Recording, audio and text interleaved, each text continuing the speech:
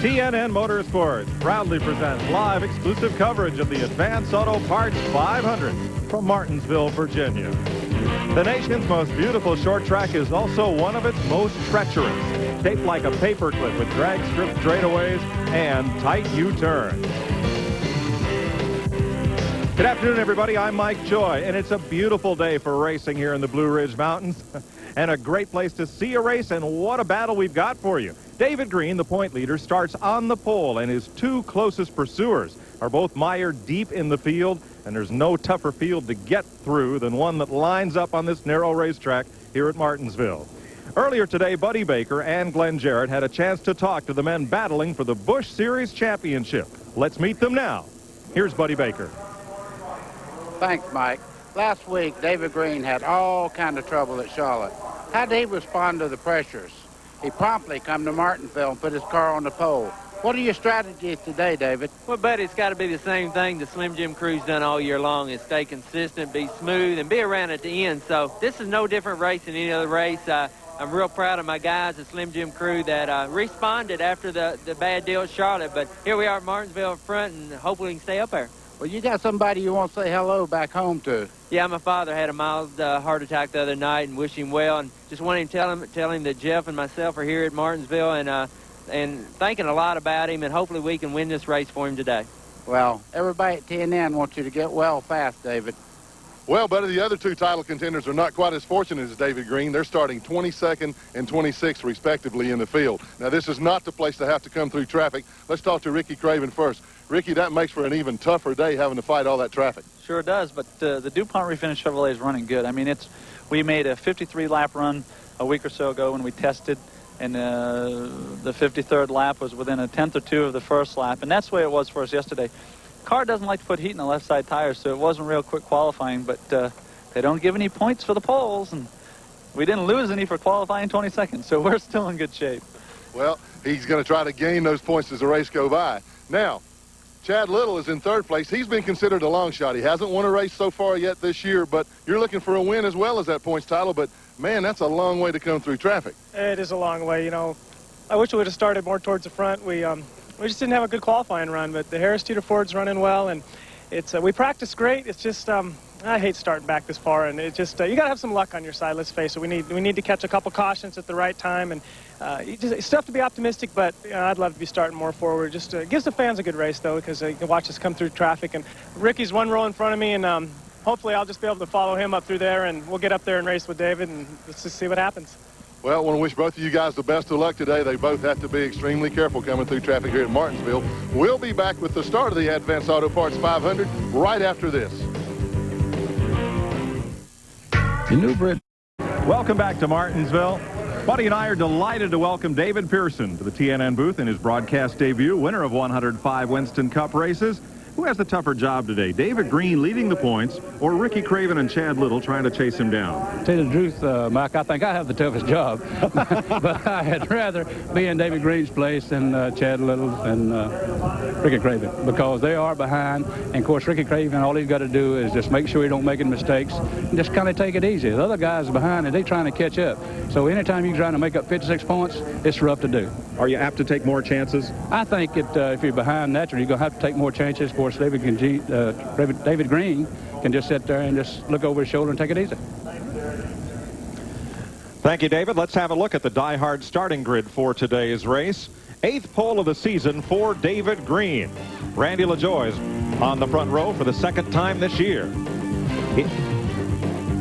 In row number 2, Dick Trickle is filling in for injured Rodney Combs. And outside is Mike Wallace, 3-time Busch Series winner. Hermie Sadler, winner at Rougemont this year, shares the 3rd row with Jim Bound, 7th time he started in the top 10. Jason Keller, 3-time pole sitter and near winner at Dover. And Bobby Dotter has his 4th top 10 start. Johnny Rumley ran 8th here in the spring. Larry Pearson has 4 second-place finishes at Martinsville. Robert Presley looking for his first win since August of '93, and Kenny Wallace, a winner at Bristol and Richmond. Tom Peck makes his second start since April. Johnny Benson Jr., winner at Dover last month. Dave Rosendis, Terry Labonte, now Doug Hebron, and Michael Rich. Elton Sawyer and Tim Fedewa are in row number 10. Mike McLaughlin and Ricky Craven.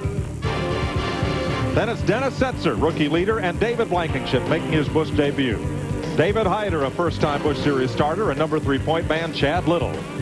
Andy Petrie and Jay Fogelman have the 14th row. Then it's Phil Parsons and Chris Diamond.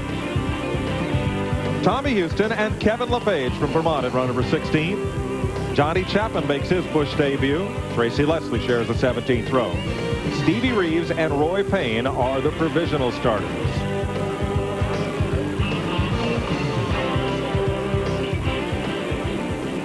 He'll be right along with Elton Sawyer in the Ford Credit Ford Thunderbird.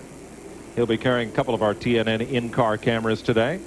And Chad Little, the number 3-point man. There is the 360-degree pan and tilt in-car camera in the Harris Teeter Ford. There's looking out from underneath the rear bumper on Chad Little's car. And the doggy leading out the window cam is right there on the left side as you look over to the inside of that row. Clay Brown, Jeff Green, Franklin Butler, Eddie Johnson, Earl Davis, Ashton Lewis, and Mark Whitaker were the drivers who tried to make the field here at Martinsville and did not qualify. 2 races left in the Busch Grand National Circuit. They used to decide the championship here at Martinsville. For the last 2 years, Hickory Motor Speedway has been the curtain closer, and this year at Rougemont, North Carolina, we'll have the last Busch race of 1994. That's coming up here live on TNN next Saturday. Getting ready for the wave of the green flag as Randy LaJoie and David Green are right close together. That's what we'll see all day long as we get the green, and they bang a bit going into turn 1. LaJoie really wants the lead, and he's going to get it. Mike Wallace up the outside is going to challenge for second spot. That's Dick Trickle in the 43 car in 4th. One car very slow in the back straightaway, David Hyder. Field completes lap 1. LaJoie out front, and Mike Wallace settles into the second spot. Then Dick Trickle in 4th behind David Green, and Jim Bound moving up.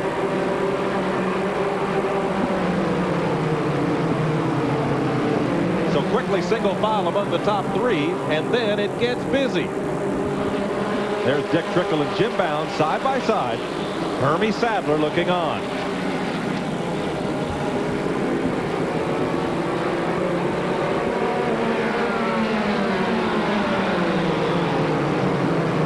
Jim Bound completes the pass, moves up into the 4th spot.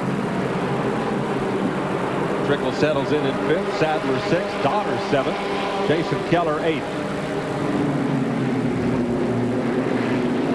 The 0-0 there of Johnny Rumley picking up the Taco Bell sponsorship. Gets a little close there with Bobby Donner.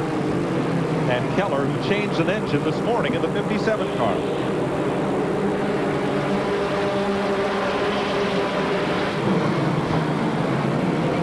Quick drop behind the wall for David Hyder out of Greensboro in the Gene Petty car, making his Busch debut.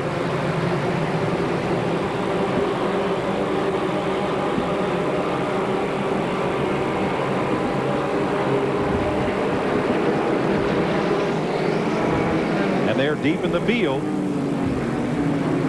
0-0 of Rumley, Kenny Wallace, Larry Pearson, who's nursing sore ribs from Charlotte, and Johnny Benson back there as well at 74, one of the top rookies. Mike, Kenny Wallace said the longer he runs, the better that car gets. He's having a lot of problems right now just getting the car to hook up because it's set up to run better later in the race. A number of drivers here looking for long runs. Ricky Craven is one of those. Go back up to second place where Mike Wallace holds off David Green. That's the way it's been since they dropped the flag. See Mike Wallace there. He's really had great runs this year. He's had a few races where he missed the show, but if he makes the show, that car is always in contention to win. David Green's just sitting there biding his time, running along, doing the best he can, not to get in trouble. If he starts running too hard right now, he can abuse the brake to hurt his results near the end of the race. But I feel like that David Green is really running a little bit harder than he should. At least if I was leading 56 points ahead of the on points, I don't believe I'd be running quite that hard right now. Well, I talked to him a little bit earlier before the race started today, and he said it depends on who's around him. He trusts Mike Wallace quite a bit, so he's going to do everything he can to stay out of harm's way. And right now, the easiest way to run is up front. Good battle here as Mike McLaughlin of the Fiddle Faddle 34 battles with Chad Little. You're watching from Chad Little's car as he completes that pass and accelerates off the corner. Mike, there's one thing about McLaughlin. He loves this kind of racetrack. And you see right there, Dennis Setzer, that's a car that can win anywhere he goes. So they're all working their way right now towards the front. 10 laps in, Randy LaJoie leading Mike Wallace, David Green, Jim Bound in 4th, and Dick Trickle in 5th. Mike, they've got the black flag out for Robert Presley. He's smoking a little bit. That's too bad because he's running quite well. This early in the race to knock yourself a couple of laps back really hurts. Well, David Green said earlier what he wanted to do is find a comfortable spot and run the car so it would be comfortable. But the way he's chasing after Mike Wallace, he's not taking it easy. Well, the reason he's running that hard, if you'll look right in front of these guys, that's Randy LaJoie going off the corner there. He has a 15-20 car length lead, and I feel like maybe Mike Wallace's car is actually holding Green back. He's very fast here. He qualified at 91 miles an hour here, and that is really quick around this racetrack. So he's got a lot more car than he's using right now.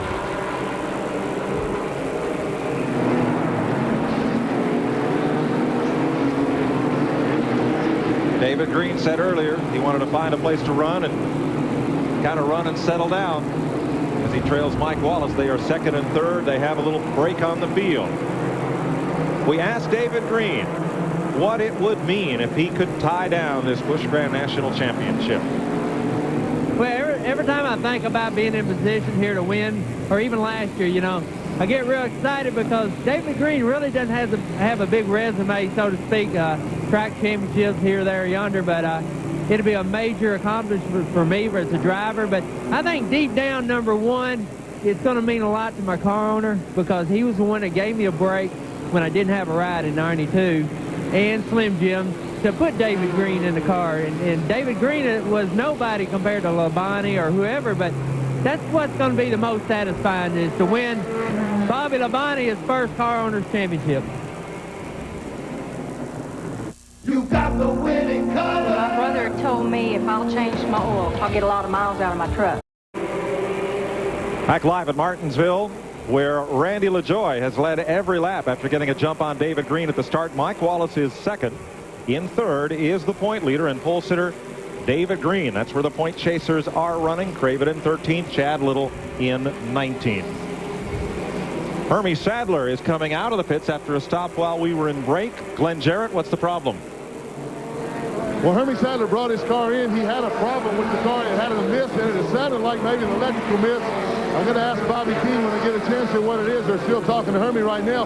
They did something under the hood. It looked like they changed the wires to the alternator, and it cleared the problem up. So Hermie took off. We'll get a word with Bobby and report back exactly what the problem was, but he does seem to be okay now. Hermie 4th in the points as you saw Robert Presley take the Cincinnati Millicron number 35 to the garage. Well, Mike, I think the engine just gave up. He spun coming off turn 4 and he went straight into the truck there, raised the hood, so it looks bad for him. You know, Hermie Sadler was the dominant car here earlier this year. To have this happen to him, just an electrical box where it's back up to speed now, he lost a couple of laps just making that one change. 15th place battle here, buddy.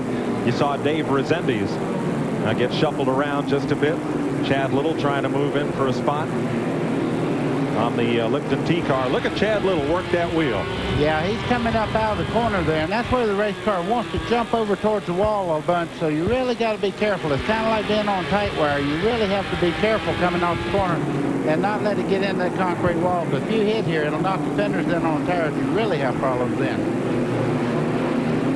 And Little has a mirror full of Dennis Setzer. Back up front, leader Randy LaJoie, and the number 20, the Fina car, is already lapping cars. You see him come up on Hermie Sadler and ducks low under Kevin LePage. Ooh, that was a pretty bold move there coming off the corner. Randy LaJoie's car got all the way sideways trying to get back LePage there. One thing about Randy LaJoie, whatever it'll run, that's what he'll run every lap. He just got to be real careful. Spin and turn one. Chris Diamond goes around in the number 68. Bethlehem, North Carolina driver will bring out the first caution of the day. Folks, we'll ask you bear with us. We're having a little bit of audio difficulty up here in the booth, but at 28 laps, we'll try to get that corrected and get everybody back online here in a second. Caution comes out on lap 28 for Chris Diamond, who makes his Martinsville Busch debut. Mike, it must have been just a plug wire or something on Henry Sadler's car, because he is flying now. And Sadler just escaped going a lap down there. That caution was very lucky for him.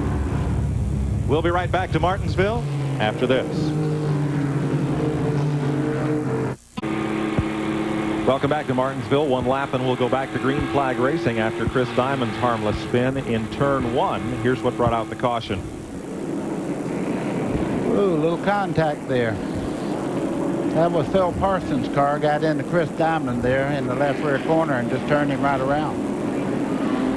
No serious damage. And there's a lot of smoke from the right front of Dave Resendi's cars. Well, now that seems to have dissipated as we get ready for restart. Mike, as you can clearly see there, Phil Parsons actually didn't do anything. He just held his line going in the corner there, and Chris Diamond come down to get a better angle getting in the corner, and they rubbed there, and it turned him right around into the, almost into the wall. But he could have got a little bit closer to that curve than what he was, though. Good point, David. We're back under green. Cars on the lead lap are on the inside lane. The lap cars are to the outside. Randy LaJoie takes off. Dick Trickle has gone behind the wall. Subbing for Rodney Combs. 4th Busch start of the year for Trickle, and they've taken the French's Mustard black flag car behind the wall and have it jacked up on the side. Boy, that car of LaJoie's is really hooked up off the corner. I mean, accelerating from the center of that corner straight away. He pulls those 2 cars behind him a good 2 or 3 car lengths right out of the middle of the corner. Boy, David Green acts like he's 56 points behind right now. He's giving Mike Wallace all he can stand. He's giving him a little nudge there in the middle of turn 3 and 4. He's trying to get under him. That's very hard to do, is to come off the corner fast and get under a car that's running equally as fast as you are on it. It's like I said earlier, buddy. He's running a lot harder than I think he would, or think he should, you know, and him that far ahead in points. But do they charge in the Busch races, do they give points for the leading of the race? No. I didn't think so, but he sure acts like he wants to get up there and lead. Well, it's hard to run into anybody when you're in front. Well, that's true. That is definitely. Second place point man Ricky Craven. Craven right now is in 10th place. You see him just behind Larry Pearson there. Larry Pearson has really bad bruised ribs. He's wearing a flak jacket today, but he has a super sub waiting in there, Jimmy Hensley, in case he can't stay in the car. He has one of the best relief drivers in the whole sport. He has, buddy. In fact, I'd rather have Jimmy Hensley in the car here at Martinsville than anybody I could think of, because he knows how to get around this place. He takes his time. He don't wear out the brakes and everything. So, yeah, I feel like if they had a caution, it'd be Larry's best interest if he got out and let Jimmy Hensley get in the car. Now, if you're new to the sport, Larry, who's a 2-time Busch champion of that 92 Stanley Tools car, is David's son. How's he feeling this morning? Well, I talked to him a little bit, and he's real sore, and he feels like it. You know, I said, well, we're at Martinsville. It wouldn't hurt you here. He said, oh, it's a lot worse here than it is anywhere else. Really? So I didn't really know that, because I felt like it on a short track like this, you know, you don't have much side pressure, and so he should be in good shape, especially with the flat jacket. You see the 25 car there, Hermie Sadler. Earlier in the race, they black flagged him for running too slow. He's not running too slow now. He's probably the fastest race car on the racetrack, but he lost some laps trying to get the electrical part of that car worked out. He is 3 laps down right now After that stay on pit road. That's pretty tough to beat there. When you get 3 laps down here, it's not a type of racetrack you can just go up and pass somebody at will. You have to work your way around. You can get careless here, and you'll have the front end beat off the car right quick. Yeah, we thought that, you know, he lost a cylinder as slow as he was running, but he undoubtedly had 2 spark plug wires off instead of 1 because he was just running real slow around the racetrack. That's a lot when you only have 6 to start with. Right here's the second place battle, Mike Wallace and David Green. Let's go down behind pit wall. Here's Glenn. Well, probably the most famous substitute driver in America. This is about the 12th different car this guy's been in this year. Had an awfully good run going there, Dick. What happened? Yeah, you only get 2 sets of tires run through our laps here, you know, so we were just sitting in 4th place there trying to save our tires. The Brenton mustard car broke the yoke off the front of the rear end, so it's just the same as breaking us flying off the drive shaft or something. You know, I don't know if we'll fix it and go back out or for points or not, but it was a lot of fun to drive the car. It was driving great. The crew work will be good. I'm hoping for Rodney to get a lot better with his broken shoulder. Of course, he's talking about Rodney Combs, who owns and drives that car. Rodney broke his shoulder at Charlotte last week. Dick Trickle filling in very ably. Thanks, Glenn. Second place battle here, Mike Wallace and David Green right in his tire tracks. And David, it looks now as if David Green is running Mike Wallace's pace instead of trying so hard to get by him. It seems like he's backed off a little bit, but you know, we have a car here going awful slow in 3 and 4 corner here, number 42. He got trouble. David Blankenship making his Busch debut. Outstanding late model stock driver. I think he may have a flat on the left side. No, he's running too slow for a flat. I think he's got an engine problem. If he had a flat, he'd be getting around a little faster. Mike, one thing you got to remember about David Pearson, he will correct you. That's okay. That's part of my job, is to let him do that. That's fine. He's brought that car to a halt behind pit wall at lap 46. You know, I was talking just a few seconds ago about the 9 car holding David Green up, but they're reeling in the leader right now. There is the Iceman himself, Terry Labonte, 4 wins this year. Before this race is over, he'll be up there knocking on the win door. You watch. Just before the caution, I think he was the fastest car on the racetrack. That's pretty normal for him in that car. That's a great race car, and his father built a really nice race car. Got a good engine program. They also, this car is the sister car to the car that's leading in the point standings right now, David Green. Prepared out of the same shop. Terry Labonte started 16th. He's now up to 6th. Here is the gap up front, and they're running down Randy LaJoie. They are running him down, no doubt about it. Now, what can happen a lot of time, LaJoie jumped out there and set a pretty fast pace, and you can use up your tires a little bit, and the guys are kind of pacing themselves there in 2nd and 3rd, and I think Randy may have put a little more heat in his tires, trying to set a pace like he did, and they're coming back on him right now. He has a handling problem, or his tires are giving up really bad. Should be a good battle for the lead when we come back. Tom Peck has taken the Moen Fawcett 05 behind the wall as Mike Wallace and David Green close down on the race leader. What happened up here in turn 4? Oh, Dennis, he just spun out. Yep.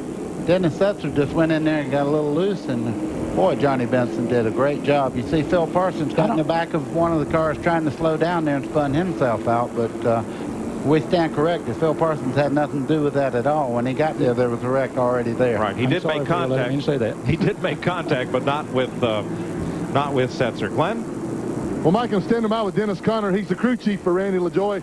Dennis, Randy ran out there to a pretty good lead, and it looks like they were reeling him in right before that caution came out. Is the car okay, or just tell him to take it easy? On about lap 46, he said he thought he broke a valve spring, and we slowed down about 3/10. So we're kind of down to about 5.5 cylinders, and we'll probably be able to run, looks like, with the 2 cars that's right behind us, or the 9 car and the 44.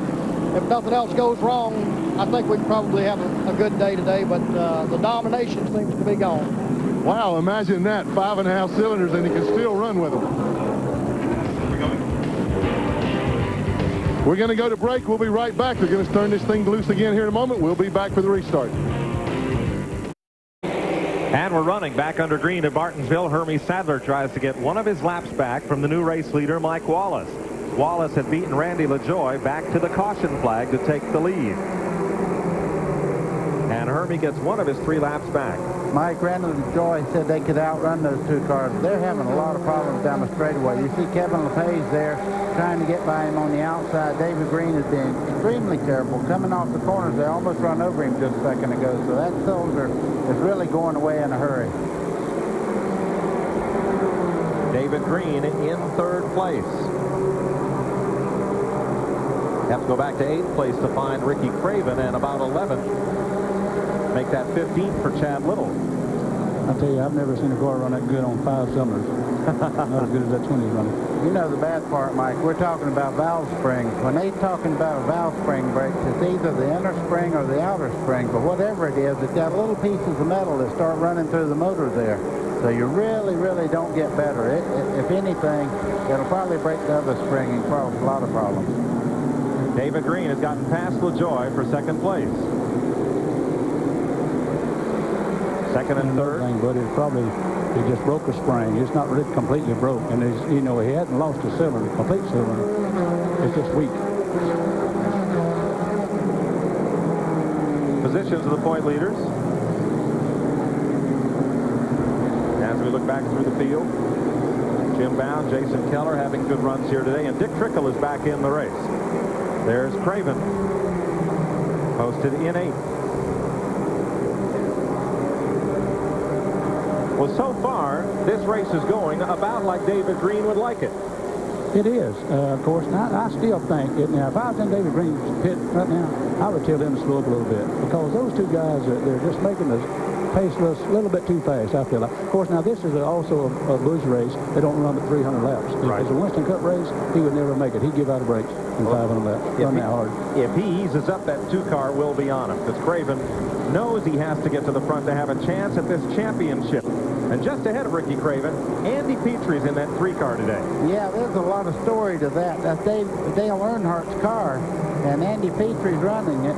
And Everingham, the crew chief for Jeff Gordon, is the crew chief here. So these guys, they just borrowed from everybody here, I think. But you see Andy's doing quite a good job in the car. It seems to be handling pretty good.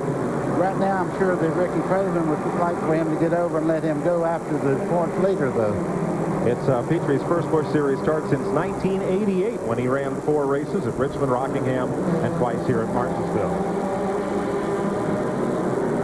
Right behind him, Craven told us this morning that Ricky said he's got a low snout car, David. What's a low snout car? Well, that's the way it's built. The low snout car is the frame and everything is real low. In other words, the suspension on front is raised up and got longer spindles and stuff like that on the car and makes it sit real low. And the pivot point, I guess you would say, on the car when the car leans over to the center of gravity is that's what he's talking about. So he said it didn't get a lot of heat in the left side tires, so it doesn't qualify well. This is the 3rd time that Craven has raced this particular car here at Martinsville. It's never started better than 21st, but it's finished 3rd in both its previous races here. Boy, Ricky Craven's doing everything he can. Now he's up under, not quite. He had track position. Now he's up under Petrie, trying to get ahead of him. And on this racetrack, when you have a car as good as the 3-car, it's tough for Ricky Craven to get by him, because you see in the corners they're basically the same. Now acceleration on the bottom side should get him on by him. Petrie is 1 lap down, as is Phil Parsons in the 99. He is 2 laps down. Johnny Rumley in the 00 is on the lead lap. 69 of 300 laps complete here at Martinsville. The hood has peeled up on 1 car heading for the back pit area, that of Michael Rich.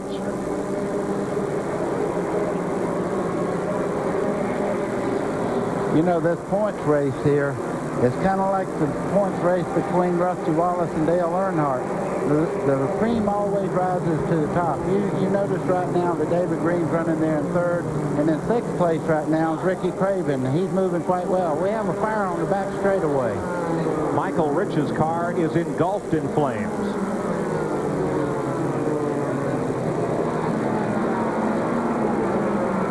He got out of the car. That's one good thing. He got out on the right side. And the caution is out. A tremendous fire surrounding the car of Michael Rich. There goes the driver there, walking down pit road. He's a very lucky man to get out of that car. Sure is.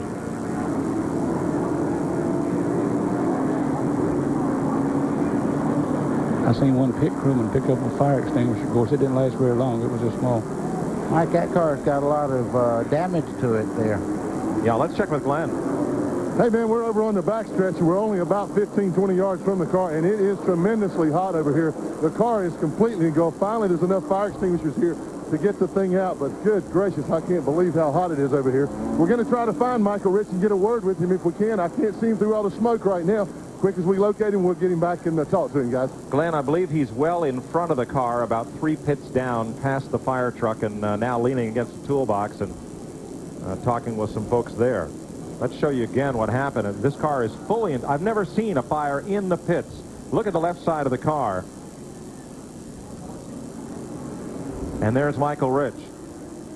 And they yanked him out by the epaulets on his shoulders of his driver's suit. And in the interest of safety, NASCAR has brought out the caution to deal with the fire. It is no pun to tell you that's the Bill Ellis Barbecue Oldsmobile. Well, it's not a pun, but no. The reason he made that pit stop is his hood flew up, and I'm sure they come in. You notice the nose of the car was beat up pretty bad. The hood flew up in the middle of the corner down there, and they come in the pits, and then I guess they were gassing it up, and he probably accelerated a little bit. You see looked like fuel run down the door there onto the exhaust while he was trying to accelerate to get ready to go back out. Everybody is okay, as caution is out for the 3rd time today here at Martinsville Speedway for an intense fire in the pit and surrounding the car of Michael Rich. 20 cars in the lead lap as we finish up this caution here at Martinsville. What's left of Michael Rich's burned out car is being hauled back toward the garage area. Here's Glenn. Well, I'm standing beside of Michael Rich. I'm awfully glad to have been able to find him, and I know he's glad to be standing here. Michael, what happened? I don't know. I don't really know. There on that restart, somebody kind of got in the back of us kind of hard, because I got into Leslie kind of hard at this train reaction, but it knocked the tube that connects the fuel together to the fuel tank, and it just knocked that tube off, and we didn't see it, and the fuel was just draining out. And it was just an accident. I don't know. I'm glad we're standing outside of it. Well, we're certainly glad you are, too. There was one crewman that was a little overcome with smoke. He's okay now, so everything's all right. But, boy, they got a burned-up race car. And fortunately, there you see Michael and a crewman doing a tumble. But, look, there's just a little bit of soot marks on that suit of his. And he is otherwise okay. Quite a tribute to the very strong safety rules and regulations. There you can see inside the trunk where that tube has come disconnected. Yeah, it's come loose there, Mike, and what it is. Now, on the upper left, that's the fuel filler where the fuel goes in on the outside. It just came loose, and all that gas went down on that rear end. The rear end's awful hard here, out here, and so that's what exploded the fuel. Fortunately, Michael is okay. Earlier, Glenn talked to Kenny Wallace, who's been in this position before, and the 3 men chasing the championship. You won't believe it, but I guarantee you that neither heard the other's answers. But now let's get from the fellows who have been there and who are there the ideas on what the strategy is for these final 2 races, as Glenn Jarrett talked to them earlier.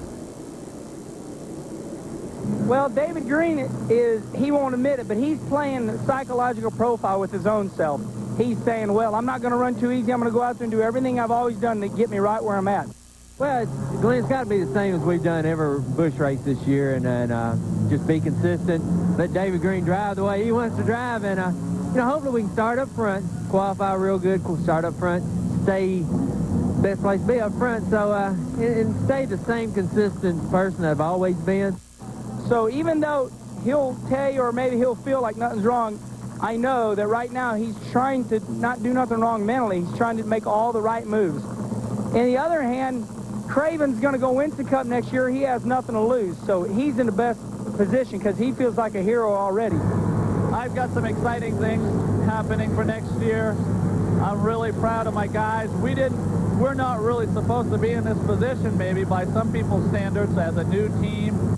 And Chad Little, he's the guy that should win it. Absolutely no pressure, nothing to prove. He's had a really good year. He's proved himself as a driver again, and he's on his way back. We are awful excited about being within reach of having a shot at the championship, and I guess that's what you're going to ask for. If you have a shot at it, that's what's important, and we are. David Green's sitting in the toughest seat because he's going to try to pretend there's nothing absolutely bothering him. And I hope everything goes good for all three of them. The thoughts of Kenny Wallace. He's been in a couple of these tough title chases. Let's sneak in another commercial break before we go back to green here at Martinsville Speedway. We'll be right back with Busch Racing live on TNN.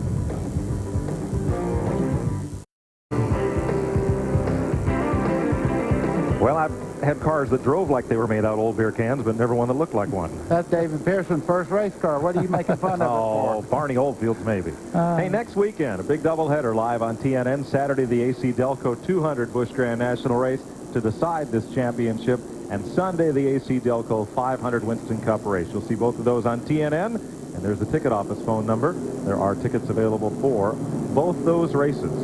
Wow, Mike. I've talked to 2 or 3 teams that went down and tested there. They said it's anywhere from 5 to 7 miles an hour faster than it's ever been with the new surface down there. So it's going to be a barn burner. I think so. Here's your Napa Field standing update. Brought to you by Napa. We keep America running. Here's how they're running. Just a lap or two, and we'll get back to green here as they reset some of the safety equipment that had all marshaled itself to the back pit for the fire on Michael Rich's car that's brought out this third caution of the day. Out of the race, Robert Presley is out. The 05 car, Tom Peck started the Lowen Fawcett's machine. He's by the wayside, and so is Jay Fogelman in an ex-Tommy Houston car, number 95. His looking car is out.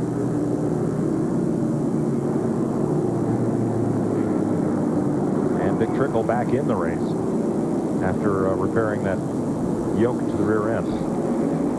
We've got some walking wounded, or should I say rolling wounded, here at Martinsville. Here's a look.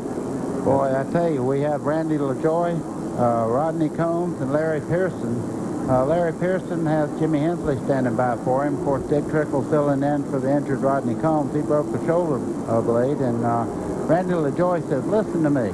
I'm perfect now. My legs are working again. I hit my head a little bit at Charlotte, and I'm running just fine here at Wilkesboro." That's what he said? That's what he said. So he hit his head pretty good, I'd say. Okay. Want to take a minute and remember a fellow who built and owned some great race cars, driven to victory by many of the sport's best. Robert G.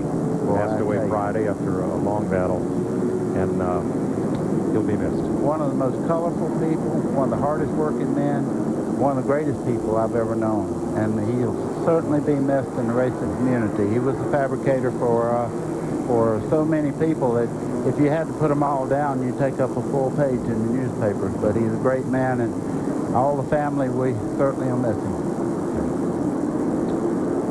86 laps are complete here at the Martinsville Speedway. There's Mike Wallace, the race leader, David Green. We expect only one pit stop in this race. The tire rule for this race is that the teams are allowed one tire per position on the car under yellow for the entire race. So that would probably mean one yellow flag pit stop, and at 87 out of 300 laps seems like it's way too early for that. I think it's way too early. I really do. They'll probably wait at least halfway. You know, since they can't change but one set of tires. In other words, you can't change the right side twice. You got to change the right side once and the left side once. That's all they're allowed to do. That's under the yellow, but under the green you can change anytime you want to. You just lose so much track position. It's really not in your best interest to do so. Only time they'll do that is when they have a flat or hit somebody or something like that. 20 cars on the lead lap, and in one lap we'll go back to green. Among the point leaders, David Green is in second place. Ricky Craven in 6th. And back in 13th, third place point man Chad Little. Mike, you see him weaving back and forth. This racetrack is probably the most critical.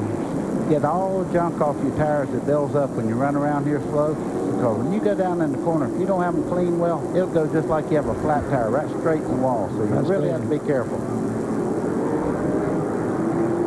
Green this time. You know, buddy, I never did run here while they had the asphalt in it. I mean, the concrete. They say it's a lot better this way with concrete than it is with asphalt. Well, that's good, but it's still, you can see the dark marks there. That's where the tires are put down rubber, and you pick it up when you run slow with hot tires, so you really got to be careful. Green flag at lap 89, and Mike Wallace takes off from the field. David Green right with him, and that whole inside line is going to go. Whoa, Jason Keller.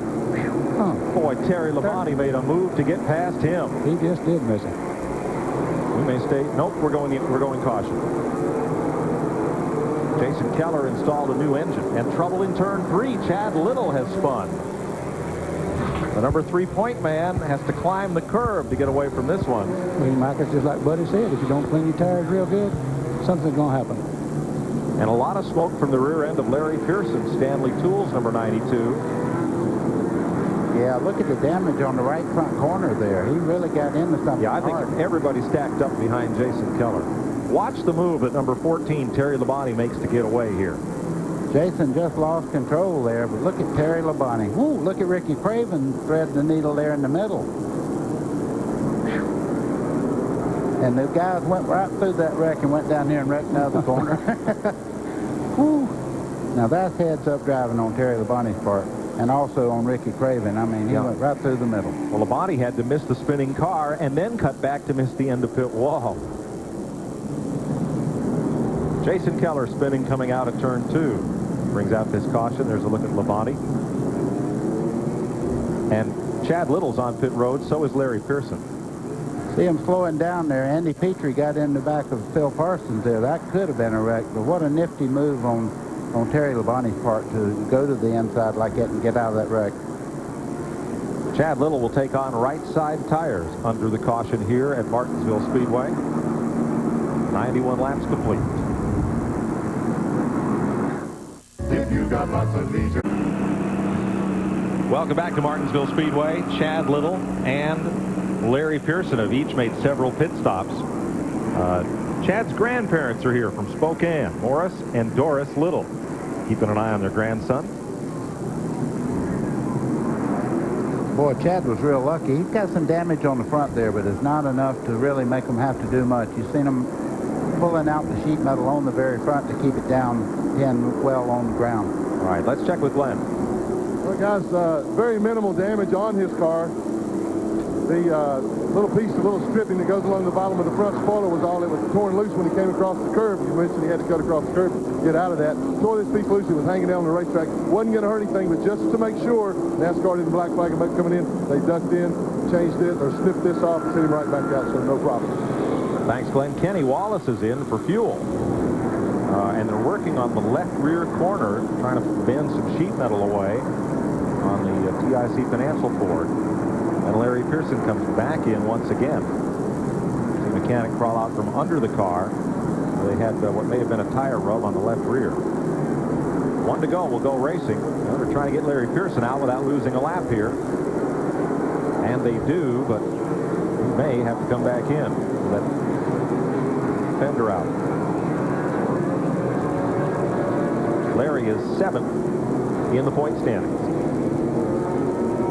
And Pearson scoots around. He's going to come back on pit road before we get to green. Here's Elton Sawyers. Credit Ford. Getting set for the restart. He is in 9th place. Wiggling that wheel, getting those tires clean, getting ready for the start here.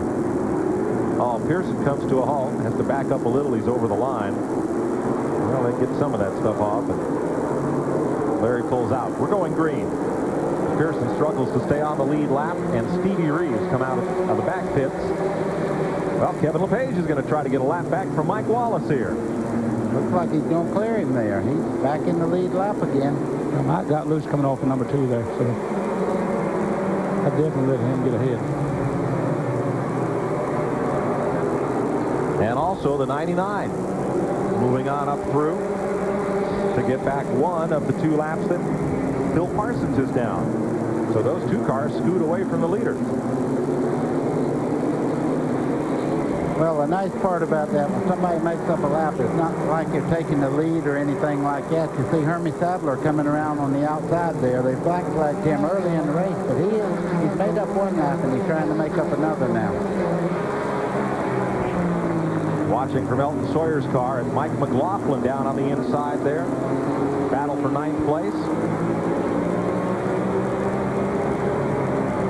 Oh, that's a nice shot right there. You see the car on the inside.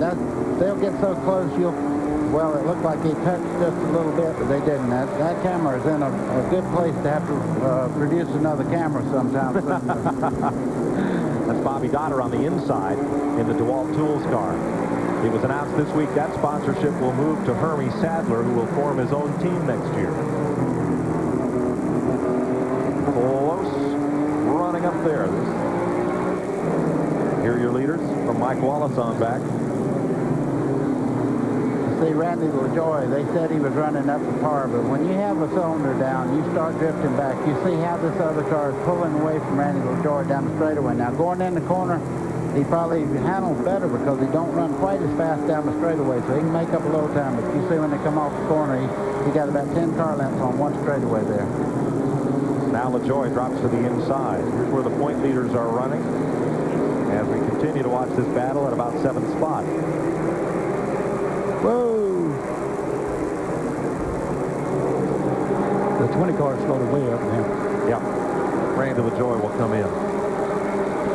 If that gets any worse. Well, he's hurting right now. He's to the inside of the track just trying to make as many laps as he can. Hermie Sadler is flying. He's trying to pass Mike Wallace on the outside of this racetrack. If he does that, he ought to get that Attaboy award that we give each race. He is 2 laps down in the Virginia's for Lovers number 25.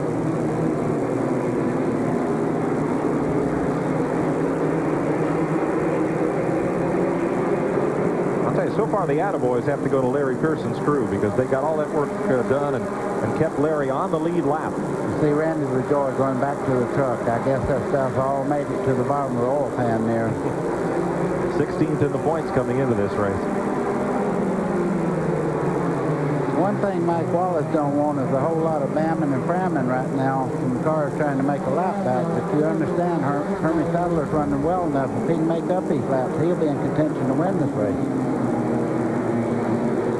Mike Wallace, number 9, the Barry Owen FDP Brakes Chevrolet is the race leader. And there'll be a new sponsor on that car for next season.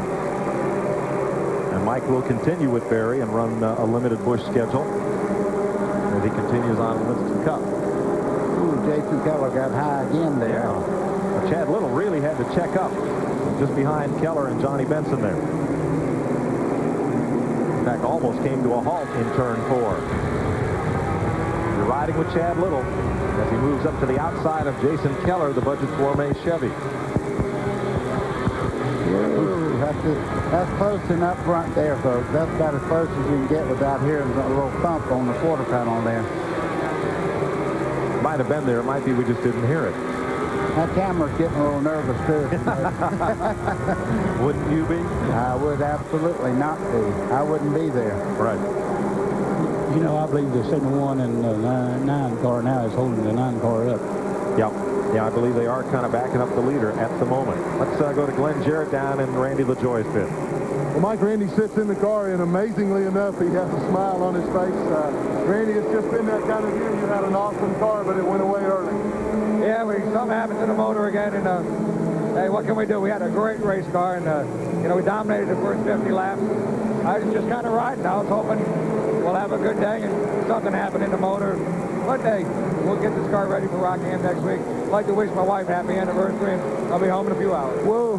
I wish Randy could have had a little happier one too. He bumped Bill Larson to let him know that he is behind him and won't by. I was just fixing to say, Mike Wallace is a pretty aggressive driver. He's like Rusty. He'll sit there for a while, but he's not going to let this continue forever. Nope. Now the 99 is on the tail end of the lead lap. That's Phil Parsons in the Luxair heating Chevy. Of course, you can't blame Phil. He's trying to keep it in the same lap. If they have a caution, he'd get to come around, but he's definitely holding him up. Well, he is. You know yourself, David, anytime you make a pass on the outside, you have to be quite a bit faster, and he's making a pass right now. You do. That's true. We're riding with Elton Sawyer down in the corner. You can see right along here is where you pick up the throttle. See him fighting that wheel. He bumped that curve just a little bit in the center of the corner there, and that threw the back end out. He had to make a fast correction. Right behind Johnny Rumley in the 00, the Taco Bell car. Mike Wallace just jumped inside of Jim Bound, and Hermie Sadler's following him up through. Remember that Sadler is 2 laps down. He's going to try to get one back, and this partisan Virginia crowd comes to its feet. Sadler inside the race leader, out of turn 2. And he may get a second lap back from the lead car here. Well, he has the preferred line through that corner, but he really can't. Ah, a little contact there. But that's just good, hard racing now. When you see him just brush like that now, when you hit somebody hard, of course, and knock them out of the groove, that's another story. That's just good, hard racing. You see Mike Wallace went right back in the lead. You know, it's Johnny Chapman's car, number 17 there. He smokes pretty get bad coming off the corner. It could be the rear end. I imagine David Green's wanting us to settle out and just go yeah, he's single file down through there, because he's sitting there going, hey, I don't need this. Yeah, he's second in the race and third in line in the 44, the Slim Jim car. And he's got to be just saying, can't we just ride a while here? I mean, he wants to race. The 17 car did come in the pits. It had out there with smoking his rear end. Hermie Sadler, trying to get his lap back from Mike Wallace, was asked if the situation at the end of the year leaving his team is affecting his driving. No, it really doesn't, you know, and I've really been determined the last 4 or 5 races to go out on a high note. You know, Don Beverly and all these guys have done a lot for me, put me in a position where I am now to be able to do some other things in racing, and you know, we're not giving up. Although we had bad luck in Charlotte last week, we had a top 5 finish and had a flat tire again. You know, it's always something, but you know, all I can do is go ahead and give it 110% everywhere, every racetrack, no matter what I'm driving, and I plan to do that the rest of the year.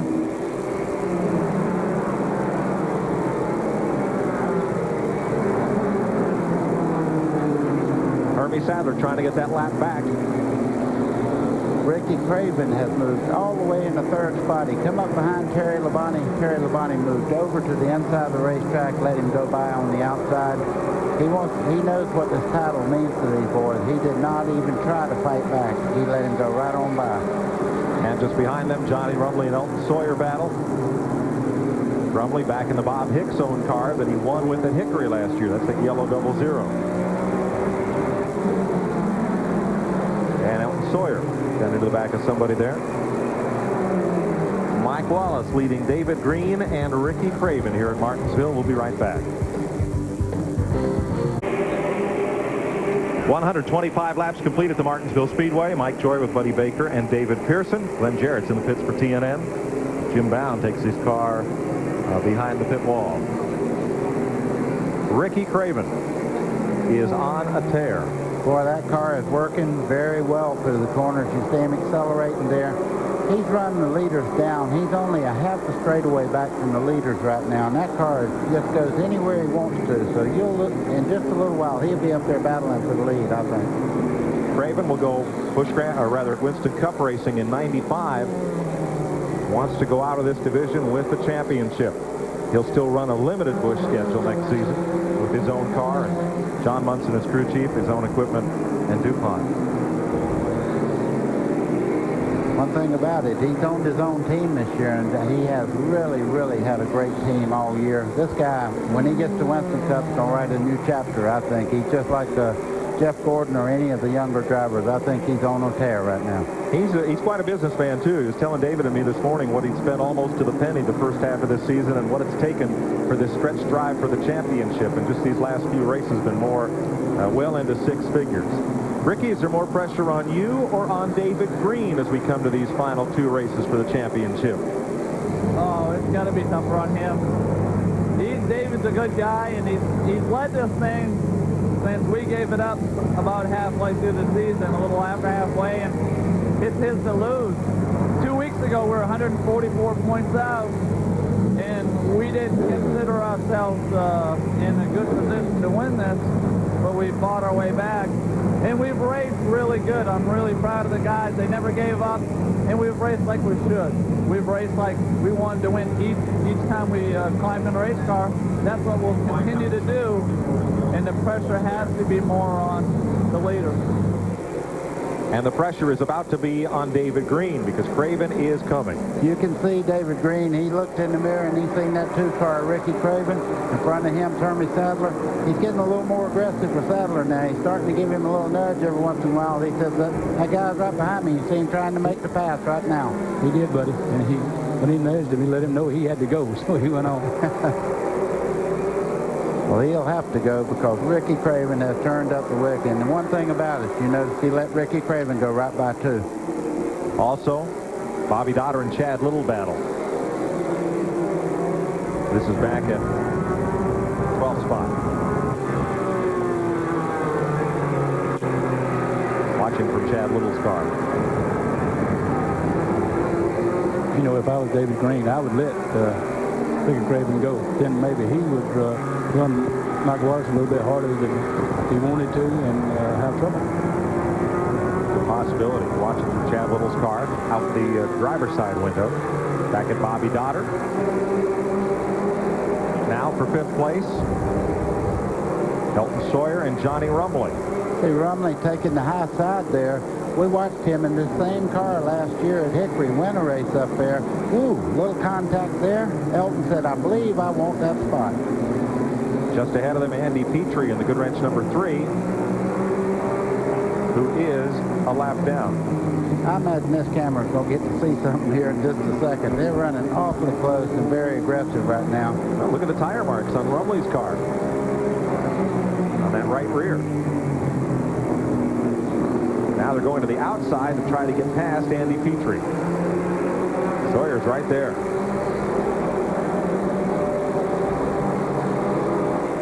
Up front, David Green has turned it up and gone after Mike Wallace. You think he don't have a lot of race car, Mike? He sat there for so long, and he looked in that mirror and seen that 2-car Ricky Craven coming. You talk about somebody turned it up now. He's going to go right on by for the lead, I believe. He's got a lot of race car there. Well, I think the Labanis have been a good influence on David Green because David has learned a lot of patience. And now here's Ricky Craven, who is not going to be very patient. Wow. I'll tell you what. I guess strategy's pretty much out of the window right now. When you have the man that's chasing you with only 56 points differential, they have to do what they have to do, and right now they have to try to get away from each other. Are either of these guys thinking about points now? Well, no, I don't think so right now. I believe that Mike Wallace, well, see, he's leading that race, and he knows David Green is not going to take any chances.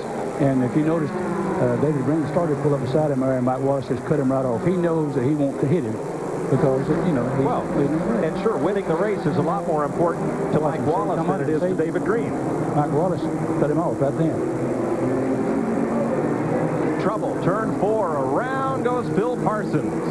Slides it to a stop just before the caution flag. And I believe he might have had a little help.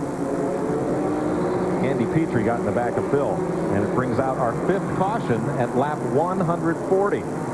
Contact between Andy Petrie and Phil Parsons. With Parsons spinning, we're under yellow. Let's stay here for a moment and see when pit road opens if the leaders come in. Let's, David, let's see what happened here. He definitely got under him and bumped him. No doubt about it. I'd say. I thought that was Earnhardt driving that car. David, that's bad, man. You got to go to Rockingham and see this guy next week. Oh. We all do. Yeah, but I'll be up here. Good one. Oh. 5th caution of the day. Now they'll open pit road next time by. The green flag will be out at the head end of pit road. Glenn, what's going to happen? Well, Mike, they're all going to come in. The tires rule today is 1 tire per position. Now, this is an ideal caution flag because it comes just about halfway during the race. I have an idea you're going to see them change all 4 tires. That's pretty much what they're going to have to do. You can rest assured that if the first car does it, the rest of them will. But I think that's what we'll see. That's all they get under caution is one complete change of tires, so I think they'll do it now. Now, one driver among the top point chasers has already been in the pits. Chad Little took on right side tires at lap 94. These pit stops come at lap 143. Point leader David Green, Mike Wallace, Ricky Craven are in. Let's go back to Glenn. Both guys bring their cars in. They're pitted side by side. They're going to the right side on each of the cars. Right side's up on David Green Slim Jim Chevrolet, as it is on Ricky Craven's DuPont. Chad Little is also changing right side tires. So now all the crews are going around to the left side. Looks like Green's got a little bit of an edge right now. His crew's doing just a little bit faster job than what the rest of them are. He's going to get out first, I do believe. Yes, he does. David Green pulls away. Good pit stop by his crew. A little trouble on the left rear on Ricky Craven's car. In fact, a lot of trouble. He's down and away. Chad Little comes out. Under caution at 143 laps. Larry Pearson beat David Green out of pit road. He was the first man away. We'll be right back. Riding with Chad Little. Let's clear up about his pit stops. You're allowed one tire per position, and I said earlier he had changed tires at lap 94, and he did indeed remove the right side tires, but Glenn Jarrett went to their pit and checked. They took the right rear off, changed a spring rubber, and then put the same tire back on. So that does not count against you as a tire change. So he was able to get himself 4 tires just now under this caution.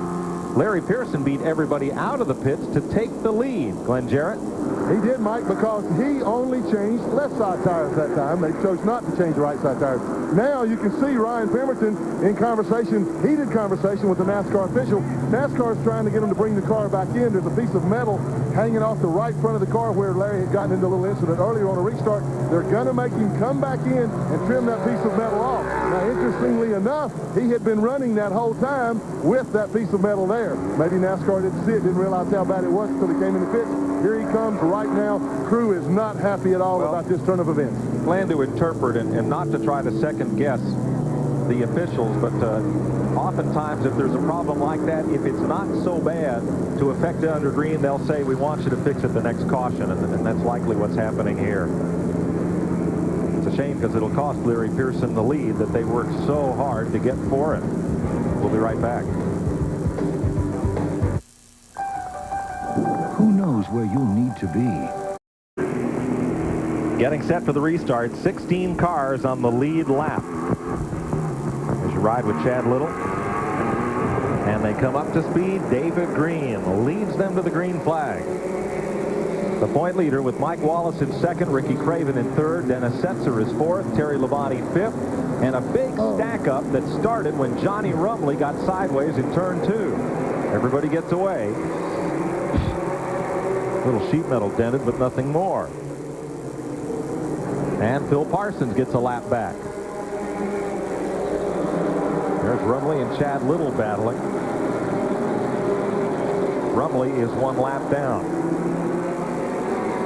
Show you what happened there at turn 1. Watch the yellow car of Rumley in the center of your screen. Whoa, a little contact there between he and Little. And that stacked up everybody behind them. He actually spun out, but I don't know how he straightened it up. So we stay green. Here's your Stanley mid-race recap coming up as we just passed the halfway point. 4 leaders, 5 lead changes. 42 laps of caution for 5 times. And 8 cars out of the race. Mid-race report brought to you by Stanley Works in New Britain, Connecticut for over 150 years, helping you improve the value of your home. Well, now Phil Parsons just ahead of David Green. Phil got 1 lap back, and that puts him on the tail end of the lead lap here. And David Green's got to go. He's got Mike Wallace right on his bumper, Ricky Craven right behind. And just in there, the 59 car, Dennis Setzer, earlier in the race got into a little fracas, but now look at him moving by Ricky Craven on the outside. Dennis Setzer is probably as good a flat track driver as there is anywhere. He's up alongside Craven in the Alliance Training Center's number 59. And here comes Terry Labonte right into the thick of this. Don't count Labonte out of this race.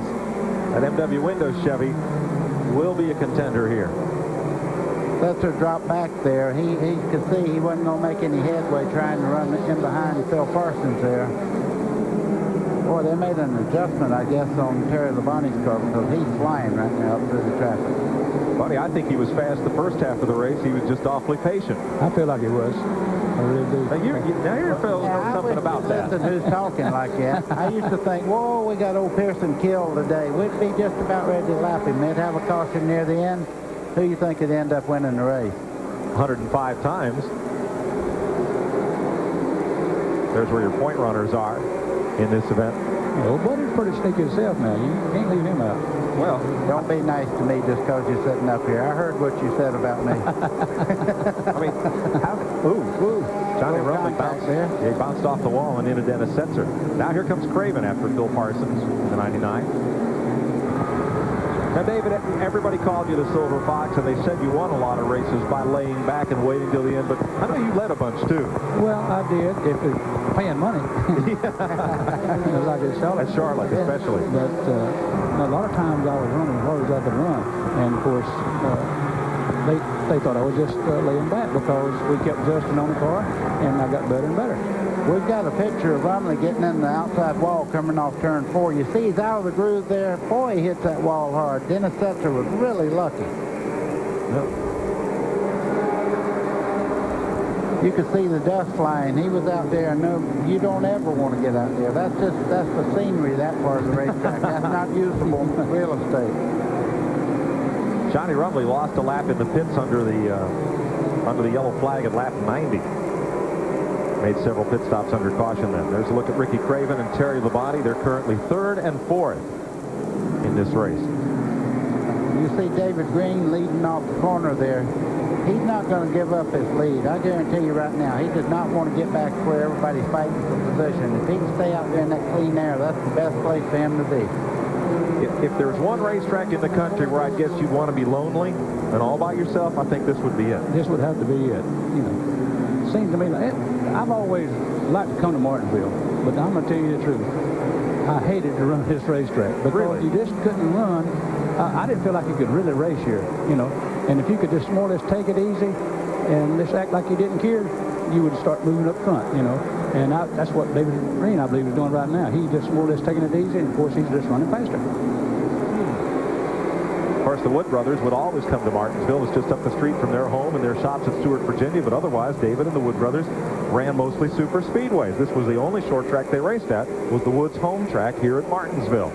Let's check with Glenn. Well, guys, we were looking at there was clocking David Green's car. He's very, very consistent. Right after that restart, he was running like 20.98, 20.99, 21.01, 21.03. That's a real good pace, and as David Pearson said, it's a real steady, consistent pace. He's not having to hustle the car too awfully hard to do that. He's just sitting out there riding to what is really comfortable to him right now. And as he told us before the race, the car felt really, really good. He doesn't want to have to hold it back. As long as he's out front, he doesn't have to. Well, Mike, you know from your racing experiences, and David Pearson, you guys can relate to this. When you're out there in the lead like that, you're running the racetrack in your line around the racetrack. Consistency is real easy when you don't have to worry about a car slowing down in front of you or one hitting you from behind. So you run your race when you're out front. You're running when you're way out front like that? Oh, yeah. No, I don't know that from my racing experience. I know you do and David does, but no. no. It's a lot easier to run a race up front than it is back in the pack. No. They just give the black flag to car number 17. Yep, Johnny Chapman will pull in. How many years do you think it's been since the last time a Chevy won from the pole on a short track in a Busch race? Use both hands to count, and I'll tell you when we come back. Colin Ray. 172 laps complete. David Green, the pole sitter and Chevrolet driver, leads this race. I couldn't believe it, but Greg Field and our historian swears by it. The last time a Chevy won a Busch race from the pole on a short track was 8.5 years ago. May 1986, Jefferson, Georgia, Darrell Waltrip. You people out there, that was Greg Fielding that said that. Don't send me hate mail. That wasn't me. Well, I believe it's fixing to change today. David Green is running. And since anybody won from the pole here, it's been 16 races. Jimmy Hensley did it in 1987. Well, it could happen today. See, Kenny Wallace, he's moved into the front fray here now, and he's starting to run well. And he said, would you please tell everybody that I'm going to stay with the team that I'm with right now, the Philmar Racing. We have 3 cars already built. We're going to run a full Winston Cup schedule next year and 12 Busch races. And that leaves the seat open in Robert Yates' car for either the return of Ernie Irvin or perhaps another driver. Some papers are reporting Dale Jarrett as Robert Yates' choice for 1995. provided contract details can be worked out. A lot of shuffling going on. We'll update you on that whole Winston Cup silly scene driver picture next week at Rockingham. Here's Glenn Jarrett. You said something about Dale Jarrett was maybe going to the 28 car. Is that right? I said it had been reported in some papers, yes. Oh, Dale who? Dale Jarrett, who's he? He's Ned's boy. That's right. He's Ned's son. I think Ned has 2 sons and a daughter. See, Dennis Setzer going by Terry Labonte, and he brings right along with him Kenny Wallace. Terry's car was so dominant in the race in the spring here, and now you see he seems to be losing the handle as they go 25, 30 laps into the event. And remember, the 2 drivers at the top of the show that told us their car would work really well on long runs, Kenny Wallace and Ricky Craven. Last caution was here at lap 140. That was 48 laps ago. About 40 of those have been run under green. Like, I still can't believe that David Green is running as hard as he is running for the championship this way. Of course, like I said earlier, it's a whole lot easier to run easy up front than it is back in the pack. Because he's not using up his car. He's backing off early, and he's not using his brakes and things like that. And so that's what it really takes to win a race here. So even at a track like this, can you run slower and be faster? That's the reason I couldn't ever run good here, because I always try too hard. Now, wait a minute. There is no way to run slower and run faster. You either run faster or slower, but you can't run slower and run faster. We'll now, rephrase that. Knows that. We back off earlier and get in the corner more smoother and straighter. Okay, and not use the brakes as much. And you get it on the throttle quicker. This is a racetrack that's really bad on brakes, and that's really, and of course now they have to gear a car a whole lot lower, or they do gear the car a whole lot lower, and I turn a whole lot more RPMs. And the reason they do that is to save the brakes. But you know, David, they've made some great gains. Almost, in fact, in the Winston Cup race here in September, the entire field was running carbon metallic pads, Performance Friction down in South Carolina. The whole field was on them, and nobody had brake problems. So they've come a long way. They have. That's where Richard Petty... Since you ran with those shoe leather brakes way back. That's what we had. Yes. And that's one reason, another thing, like I was talking about gearing low and not using so much brake, that's one reason Richard Petty won so many races here. He was smart enough to figure it out that you can run a lower gear during the race than you can qualifying. And so that's one of the reasons. Boy, Mike McLaughlin and the 38 car, you talk about a battle now. They have had one. They've been side by side 3 or 4 times. They slammed into each other 2 or 3 times. I guarantee you Elton Sawyer's not going to let McLaughlin go anywhere. He's staying right in there with him. That's 9th place at stake. You can see the side of McLaughlin's car there. It looks like somebody took a bite out of that door there. And Sawyer completes the pass, as you see, from underneath the rear bumper of the Ford Credit Ford. Elton Sawyer will be back with that team next year, same sponsor. And Mike McLaughlin will be back for a 2nd year with Team 34. Well, he had a good run going at Charlotte and had problems there, but he just has really come along. You know, to come into Busch Grand National Race and do as much as that boy has in 1 year, he's going to win a bunch of races before he ends up in Winston Cup. I think so. Chad Little moves up a few more points as he passes Terry Labonte for 6th place with the Harris Teeter Ford. Look back at Labonte's Chevy as we have 187 of 300 laps complete. I've been watching Terry Labonte's car. I'm trying to figure out why it's dropping back like it is, because it certainly looks like he goes through the corner pretty well. He may have valve spring problems or something, but he's just not running like he was earlier. Labonte's still a top 10 car. He's 7th. Chad Little moves up to 6th. David Green is the leader. Mike Wallace in 2nd, who's been strong all day. Ricky Craven in 3rd. Dennis Setzer is 4th. Kenny Wallace is 5th. And Chad Little is the 6th place car. 3rd in the points, 76 points out of 1st. Chad, what would it mean to you to win this Busch Grand National Championship? I'd just be on top of the world. I'd be so excited. I'd be happy for the guys on the team, Mike Agee building the motors, our sponsors, Greg Pollock to put the team together. I mean, it'd be a real nice situation for everybody, because I think the way the year started out, and then the wreck at Charlotte, we didn't anticipate being in this good a spot come down to the last 2 races. There's no place on earth that I'd rather be. David Green moves underneath Phil Parsons to put Parsons' Luxair Chevy 1 lap down once again. He is the point leader, and trouble is developing on the 2nd place point car. Ricky Craven was 3rd in this race. He has now drifted back to 8th place, and Ricky Craven is well off the pace. There is Craven, just ahead of Elton Sawyer. He is steadily dropping positions. Glenn Jarrett's in his pit. Here's the crew chief, John Munson. John, what is wrong with the car? Well, we're not sure right now, to be honest with you. We thought at first we had a broken axle, and now it seems to be something maybe with the rear end gear. It seems to be fine at the moment. It comes and goes. It's not helping us any, I can tell you that. Well, that is the worst feeling in the world, to have something wrong and not be able to identify it. They're just at a loss, guys.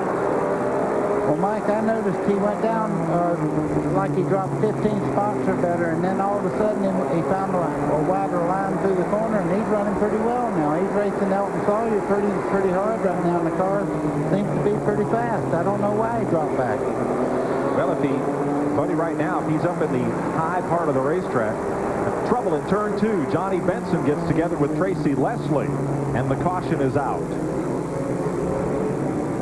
Benson challenging for Rookie of the Year in the Base Motorsports car, and Tracy Leslie in the number 72 Detroit gasket machine bring out the 6th caution flag of the day. Johnny Benson will be back with Bill Bumgarner and that team next year. Lipton Tea will sponsor the number 74 next season. Now, I was starting to say, if Craven is running that high, then there's not such a differential between the left rear and the right rear. Could that indicate something in the rear end, that when he's down pinching the car at the bottom of the racetrack, it doesn't work, but when he runs up high, it works a little better? Boy, it's hard to say. It could be so many things. You know, it could be a ratchet in the rear or whatever. I mean, the car just seemed to pick up speed again when he started changing his line through the corner, which normally means it's not handling right. If it's doing that, it probably is the ratchet. So, because the ratchet wheel sometimes it'll break loose and not work, and then again it gets hot and slip together, and sometimes it will work. Well, let's find out. I'm sure they'll put the rear end of that car in the air when Ricky Craven brings it to a halt. Glenn's right there. And he brings it to a halt. And I have to agree with what David Pearson says. I have a suspicion that it may be the ratchet too. They're going to the right side of the car now. That's what they're checking to see if the right rear tire will turn with the left rear tire down. When the rear end free wheels like that, it's awfully hard to drive the car. You can't turn it down. That's one reason he may have taken that higher line. Now they're saying hold up. They still don't know what's wrong with it. They're still checking the rear end. I can't see on the other side of the car, so I'm just guessing the way you guys are. In fact, you guys can see from the outside. Yeah, it's turning, Glenn. It's not real free, but it is turning. It turned one time, then it quit, and it locked. So it's locking and then it turned it again. Yeah. So I believe it is the rear end. Tough break for number 2 point man Ricky Craven. We'll take a break from Martinsville Speedway and be right back. A lengthy cleanup here as Tracy Leslie's car caught fire up in turn number 2 underneath the hood. They've had to put that out and then they hook up and tow him away.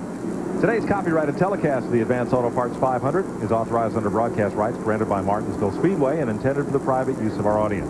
Any retransmission or reuse of pictures, accounts, or description of this event without the express written consent of Nashville Network is prohibited. Glenn? Well, let's check with John Munson. John, we suspicion it may be been a ratchet spring or locker spring in the rear end that messed up. Now that you've had a chance to look at it, do you know any more? Glenn, I think that's exactly what it was. The thing is, it seems to have locked back up, so maybe we've gotten a lucky break here or whatever. It seems to be okay now. We'll have to go as far as we can. Well, all they can do is ride it out now, but sometimes that thing will hang up. If that spring gets hung up, it catches like that. It won't allow the rear end to lock in the corners, and he says it just seems to have freed up, so it seems okay now. So the caution flag, perhaps a lucky break for Ricky Craven. They were able to check out the problem and determine it wasn't any more serious than what they thought. Ricky Craven has drifted well back, and instead of being 56 points back, he'd be 115 points back based on where he's running right now. We'll be right back. Get ready for the season with Fall Car Care Days at Napa, where you'll find... Today's exclusive coverage of the Advanced Auto Parts 500 on TNN is brought to you by AC Delco. It's like buying time.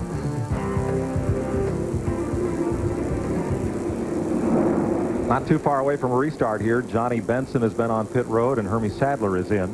Next week we go to Rockingham, and it's double-header NASCAR racing Saturday. The AC Delco 200, 2 o'clock Eastern Time. Tickets are available for both Saturday and Sunday at the Rock. That's the final Busch race of the season, and you'll see the AC Delco 500 Winston Cup race right here on the Nashville Network at 12:30. See if Dale Earnhardt can clinch that championship, or if Rusty Wallace can eat into his point lead. 3 races to go. 1 lap, we'll go back to green. David Green up front. We've had 6 yellows for 52 laps. Yesterday, the Busch North Series had its final event of the season, crowned Dale Shaw as champion. Road race specialist Butch Leitzinger drove to the victory. Tom Rosati picked up the 2nd spot. Andy Santerre and Mike and Harry Gricci's car was 3rd. Bobby Dragon 4th. And the new series champ, Dale Shaw, finished 5th. Complete race details on race day live tonight at 8:30 p.m. Eastern Time on TNN. Let's get back to green with David Green up front and 90 laps to go here at the Martinsville Speedway. Big trouble for Chris Diamond. A plume of smoke as he goes into turn number 1. And Kenny Wallace slowed way up down between 1 and 2. For the moment, we're staying green. Everybody gets past Diamond, but caution is out.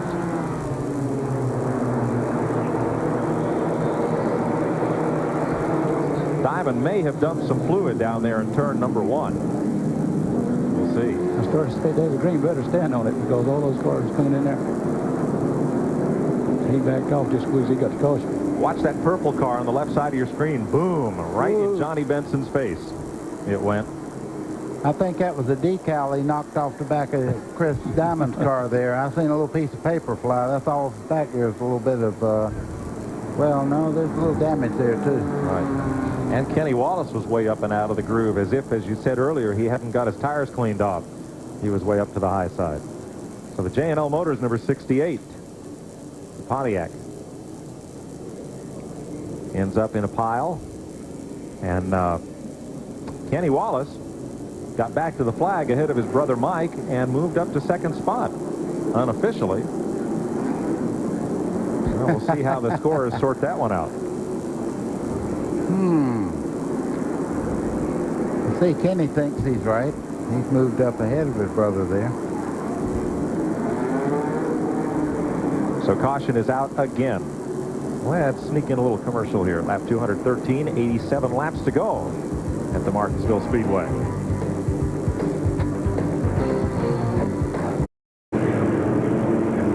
We're back live at Martinsville Speedway. Hermie Sadler on pit road.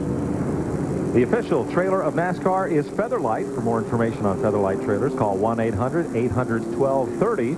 The Featherlight Modified Tour has its final event of the season today at Thompson, Connecticut. Will Wayne Anderson or Reggie Ruggiero end up the series champ? That's later today. 215 laps complete. We're inside Chad Little's car, number 3 in points. And in this race, 5th. Behind David Green, Kenny Wallace, Mike Wallace, and Dennis Setzer. Terry Labonte is 6th, Tim Feto is 7th, Elton Sawyer 8th. Good run for Tommy Houston. He's 9th, and Red Devil Enamel will be back with Houston next year. 10th is Larry Pearson, 11th Bobby Daughter, 12th Mike McLaughlin, 13th Ricky Craven, and 14th Jason Keller. Those are the cars on the lead lap with 84 laps to go. 1 lap down is Johnny Benson. 2 laps back, Andy Petrie and Phil Parsons. 3 laps down, Hermie Sadler and Kevin LePage. 4 laps down in 20th, Doug Hevron. Also still running or still posted, Tracy Leslie, not yet officially retired from the event, though that car had been on fire. Stevie Reeves and Johnny Chapman, the highest place of those drivers making their Busch debut today. David Hyder is also still running. 1 to go, and we'll go back to green. You know, David Green's had it just about the way he asked for. Well, I tell you what, everybody was second-guessing the way he was driving the car for points and all at the first part of the race, but he's been very, very lucky to have a clean racetrack most of the way because of a very dominant race car. Pace car pulls off. as they hit turn 3. Kenny Wallace in second, Mike Wallace in third.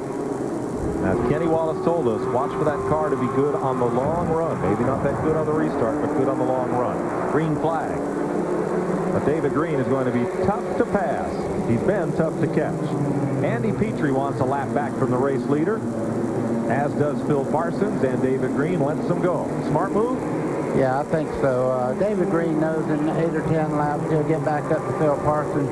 Phil on the restart seems to have a very fast car, but he's got problems right now on the outside. As you see, Kenny Wallace trying to take the lead from Green. And that red dog on Wallace's hood looks hungry. Here he comes. Phil Martossi, number 8. David Green got a little squirrely on the bottom of turn 2, and Kenny Wallace takes the lead.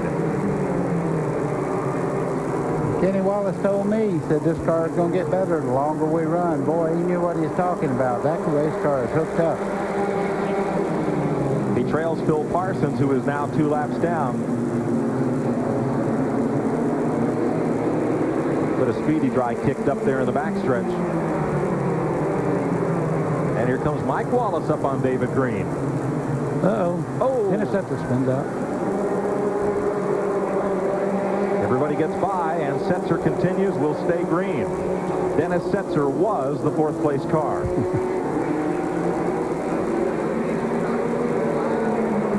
That's a break for both Chad Little and Ricky Craven. You can see Kenny Wallace take a look under there to see if he might be able to make a move on the bottom side of Parsons there, but he's not going to take a chance. He's got a race car he feels maybe he can win the race with. But he's got other problems. He's got a brother that's right behind him that's led a lot of this race today. There's Mike Wallace driving for Barry Owen. Mike did back off there a little bit, let him get in. Boy, Chad Little got into the back of David Green just a bit there. Let's show you what happened to Dennis Setzer. Look at the right side of your screen. Well, already gone.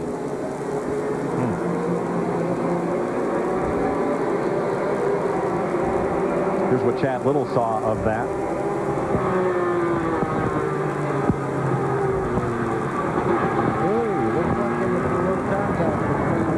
Hard to tell. Well, it looked like it was, but like you say, so many times in camera angles that we have, you can make a little touch like that, and it looks like it hit, maybe hit the curb and spun.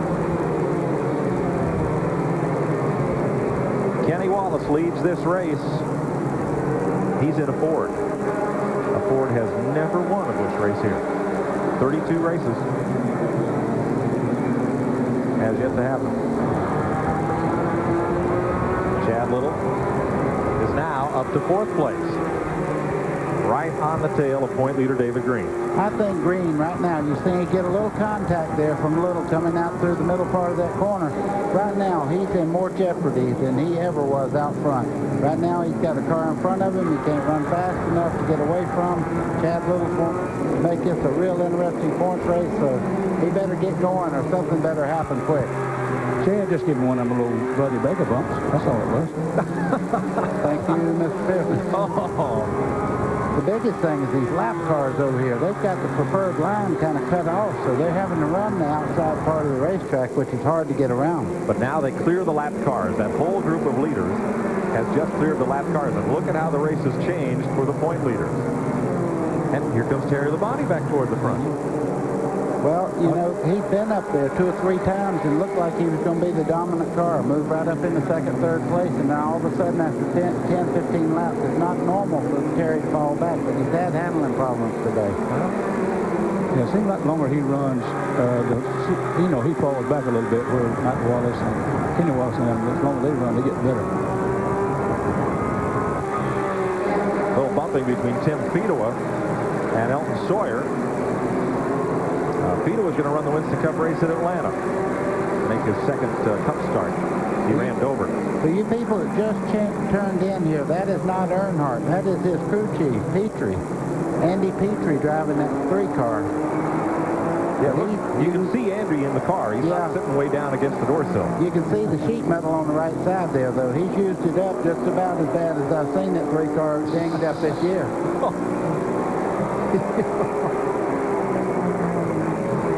You notice nobody wanted any of that line?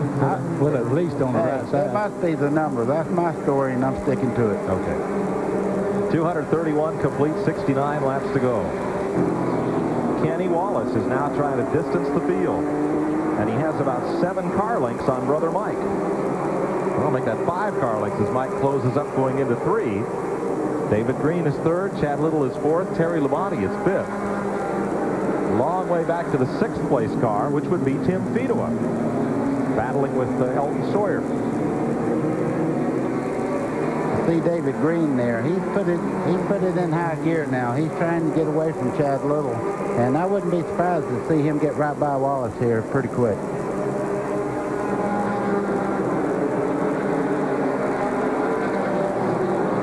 There's your battle for 4th. Chad Little in 23, Terry Labonte in 15.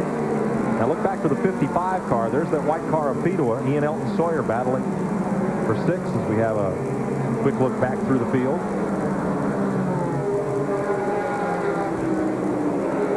David, that looked like a little check and checkmate going in the corner there. David Green got all the way up just about to the 9 there on the door and had to fall back in because Mike Wallace just started to get into the corner there, and he didn't know he was there, so he had to check up a little bit. Oh, he probably knew he was there. David Green just knew that he wasn't going to take any chances. That's what it was. Boy, there's a hard fighting pack right there.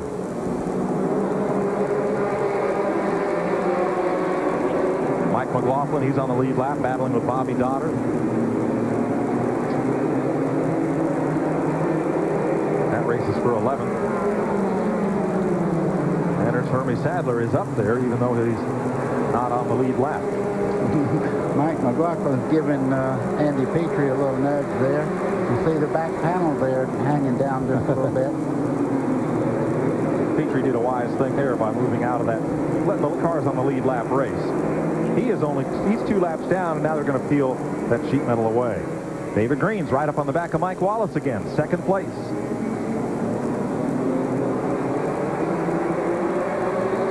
Well, David, you made a real interesting point a while ago. You can run somebody down and catch them, but then getting by them, you have to get up there where they know that you have that preferred line getting in the corner. When they start across, you have no choice but to check up. That's the only thing you can do. If you try to keep from hitting them or anything, you run up over the curb. I've seen Larry do the same thing. I've got all over him. You know, he'll run up on the curb, even spin out himself, keep from hitting somebody else, which I told him, anytime you run, keep your car straight. No matter what it takes, keep your car straight. Now tell me, which would be easier for David Green? Being right in front of Mike Wallace or being right behind him like this? Go ahead. Anytime you're in front, buddy, that's the place to be because they have to watch you. When you're behind, you have to watch the car in front of you and not spin him out if you can possibly help it. Okay, here is Larry Pearson in the Stanley Tools 92. Battling Ricky Craven. This is for 10th place. And Craven's car now seems fine. It's not as fast as it was in the early part of the race, but he looks like he's going to be able to hang on and get a decent lead lap finish here. Well, you're looking at a car there that was leading a while ago and had a little bit of sheet metal hanging off the right front corner, and they had to come in and cut it off, and he lost track position. It's so hard to get back up to the front here. Ricky Craven had a problem with the rear end gear a while ago, and he's having a hard time getting back up near the front. Right. Let's check with Glenn. Well, there's a reason for that. I just checked with John Monson, his crew chief. Ricky's car is acting up again, having some problems with the rear end again, so it is slipping. That's why he's stuck back there in 11th place. They're just trying to ride it out and finish the race. So it's definitely the ratchet in the rear end. It comes in and goes out. Every once in a while it'll lock, and then he can go right off. Trouble, of course, is you don't know when it's going to lock and when it's going to unlock. Yeah. Well, the whole thing with the ratchet rear, it's actually like an open gear. As you start off in the corner, the left rear frees up, and it'll let the car turn getting in the corner. When you get down on the throttle, it locks both rear wheels up for forward traction. If you have a problem with that, you only hook up the left rear wheel coming off the corner, and it just sits there and spins. We're back up with 2nd place here. And Dennis Setzer is off the pace down the front straightaway. He's slowed up quite a bit. Yeah, he's got a lot of smoke coming out of the car. David Green had a big look on the inside of Mike Wallace. No move that time. He's looked 3 or 4 times there, but he just don't seem to have enough straightaway speed to make it stick. 56 laps to go. And Dennis Setzer is way off the pace.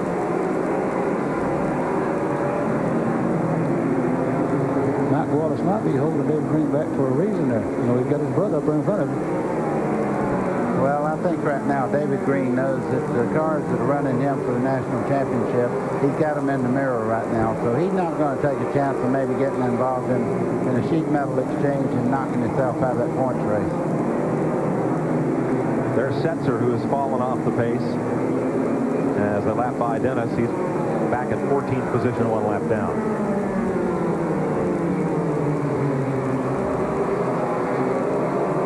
Leaders so far, 6 lead changes, 7 cautions for 58 laps, and 53 laps to go.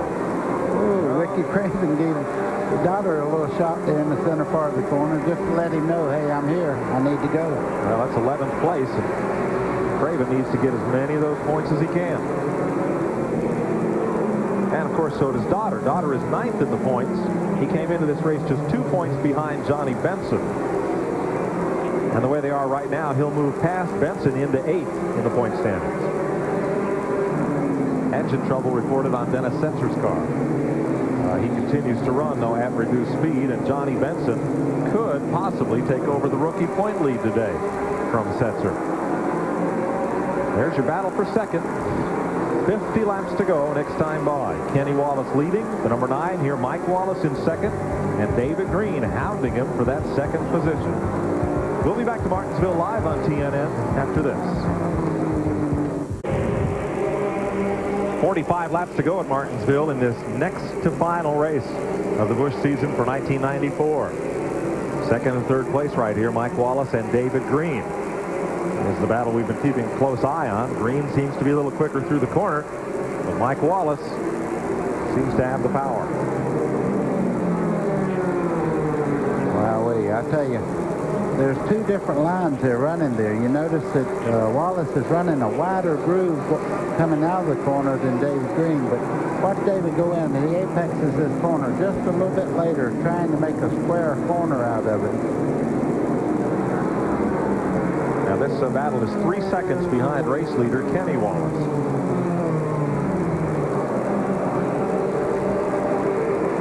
And looking back, there's Chad Little. He's the 4th place car.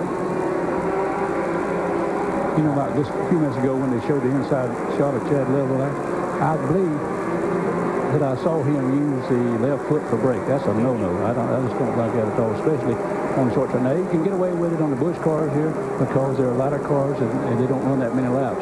But like in a Winston Cup car, he would never last 500 laps here at Martinsville. And not only that, it's dangerous, too. Yep. Here's Tim Fedor. Right now, he's in 6th place in the race scan Ford. That would equal his previous best finish, which came at Dover back in May. He's distanced Elton Sawyer, the 7th place car, number 38. And one car right behind Sawyer that we've hardly seen all day, though he's been on the lead lap all day and running strong, is the Red Devil Enamels number 6, Tommy Houston out of Hickory, North Carolina. He is the 8th place car. And having quite a stout run. Back behind Houston, a car that changed an engine this morning is the Budget Gourmet number 57. That's Jason Keller. They're behind Dennis Setzer, who does go behind pit wall. Keller running in the 9th position, and all these are lead lap cars. 10th is Bobby Donner in the DeWalt Tool 08. He's 10th, and he's been in quite a battle with Ricky Craven and Larry Pearson, but that's been decided for the moment in favor of Daughter, who's the 10th place car. Now back in 11th after running well in the first half of this race, Ricky Craven's had some rear end trouble. The ratchet unlocking coming out of the corner has dropped Craven back to 11th, and Larry Pearson led this race after a great pit stop, but then was called back in by NASCAR to fix some flapping sheet metal and finds himself in 12th place. The last car on the lead lap is Mike McLaughlin in the fiddle paddle number 34. Mike, I tell you, they're really fighting it out for second place right now. You see Wallace there, he's holding the line and all, but David Green's so much quicker right now. He's beginning to give him a little sheet metal damage there going through the middle part of the corner. He whacked him about 3 or 4 times a while ago just to get his attention. He wants by right now. And I believe he got it, buddy. He's got the inside groove now. And Mike Wallace gives him just enough room. And it's just enough, too. Well, maybe not. That will make your car look a little multicolored, but he has the groove. I'm going to tell you, it's hard to get off that corner when you're pinching it down like that. Yeah, Dave run up on a curve then and slid into him a little bit. Mike Wallace is giving David Green just a car width on the bottom and no more. Great racing. 34 laps to go. Now Wallace with that higher line. Now this time David Green gets the jump off the corner. Yeah, he should make the pass now, but it's not going to be easy. Lapped cars ahead. What he should do, he should move up just a little bit. That would make he can do it. He's, you know. He's far enough by now that if he move up just a little bit, that would give him enough room to where he wouldn't spin the wheels coming off the corner. If he keeps messing around on the inside, that way he gets his tires hot. Did you see him give him the hand there? Thank you for not just pinching me right down on a yellow line there through the corner. He put up his hand, let him know that it was a good, clean pass and all. That's pretty nice of guys when they're fighting it out like that. He waved and used all his fingers. Yep. Right. Just checking. We got to watch Mike. You know, that's just to keep him so he won't be so mad. Let him think he ain't mad at him. Yeah, right. Holding him back that long. So second and third now. David Green in second. Mike Wallace in third. Now they're still well back of Kenny Wallace, about 4 seconds behind the race leader. We'll be right back to Martinsville Speedway after this. Yeah, Mike. We haven't seen much of Kenny Wallace, and it's because he's been so far out in front. 23 laps to go, and the TIC Financial Ford has distanced the field. But watch this. 55, Tim Fedua is driving the race of his life. He is right up and under Chad Little for 4th place. He's been up to the number on the door 3 or 4 times. You can see right here. He's driving, like you said, he's driving the race of his life right now. And this late in the season, nothing would please him more than to get up in the top 3 or 4 positions here. Well, he's almost in position 4.5 right there. Yeah, that's a piece of tape over the top part of the top there. You see flapping in the wind. That won't cause him a problem or a yellow flag or anything like that to make him come in. And they go back down into turn number 1, and that battles for 4th place. Here comes Fedua to the bottom. He's got a little room to work with there. You just don't have quite enough coming off that corner. Well, Chad Little's got a lot of motor distancing him there down the straightaway. Here's Fedua again, right in the middle of the corner, gets right to the bumper. Well, Chad's car is running a little bit loose coming off the corner. I believe if Fedua's going to make a move on him, he's going to have to get him getting in the corner, like right here. If he can get under him, I think he can make the pass. He's under him. Well, he's had a great run today, regardless of how this comes out. There he goes again. Yeah. If he don't get him this time, he's not going to get him. Tim Fedua from Holt, Michigan, to the inside of Chad Little. Got a few battle scars on both sides of that race scan Ford. Boy, Chad's car jumps off that corner. I swear. It's got some motor. Well, Chad's trying to get as many points as he can. I mean, he don't want to go back any positions whatsoever, but Fedua is just a little bit better in the corner. Lapped car, Fedua will use the teddy bear car as a pick, and Chad Little drops in line. So Tim Fedua moves up to 4th place in a position to post his best career finish.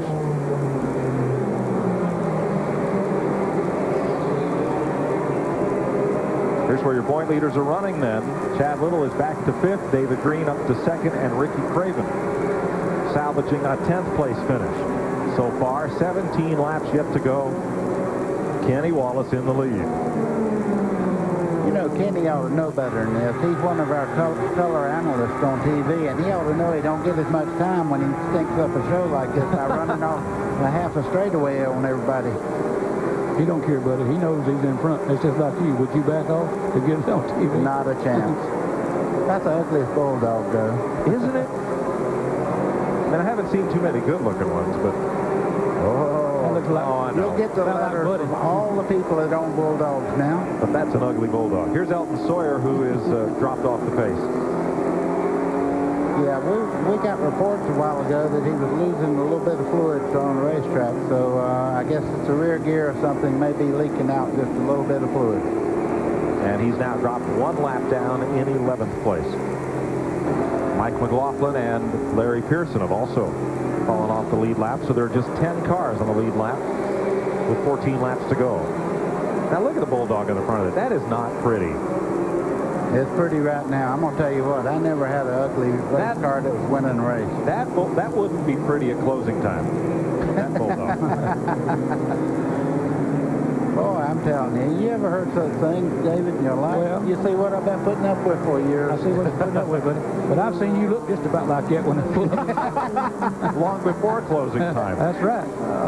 You get up beside Buddy, he bowl up right quick, look over, just looks so mean at you. It doesn't say it on the car, but that's a symbol of Red Dog beer from Miller. That'll be Kenny Wallace's sponsor next year. I tell you the honest truth, folks, I believe I'm outnumbered up here. I was talking to Mike, and all of a sudden, my boyhood legend right here. I used to pull for this guy when I was 4 years old. I used to slip under the fence to watch you win races. Yeah, I know that. You forgot. I used to work at a service station when you come by and bought gas for me, and you was running Winston Cup then. Oh, man, don't start that. And that's the truth. Boys, there's 10 laps to go. That is the truth. Is it, buddy?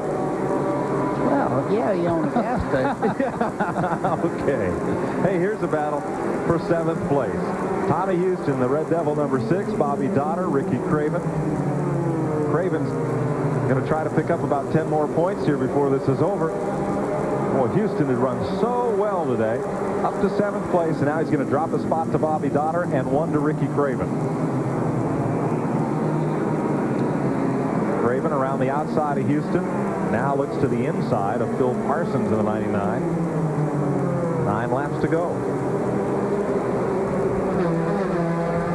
Well, it's easy to see why the 3 cars that are fighting it out for the national championship are where they're at. They just don't give up. I mean, you got Ricky Craven running out there with a problem with the race car, and it's locking, unlocking. He's making a move on Dada right now, trying to get up there. And gets past Larry Pearson. Now, Pearson's already gone 1 lap down. Elton Sawyer, his car has slowed to the point where he's received the black flag. And he was 14th in points coming in.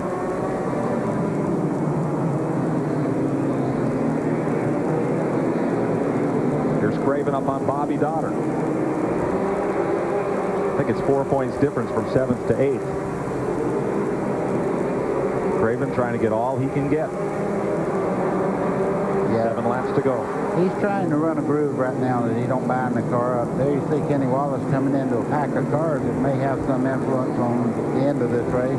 See, Craven and Donner are just in front of the lead car here by about a half a straightaway. Now, Bobby Donner could move up from 9th as far as 6th in the point standings. The 3 cars in front of him have all had trouble today. You know, you notice since David Green has passed Mike Wallace, he has gained on Kenny. And with 5 laps to go.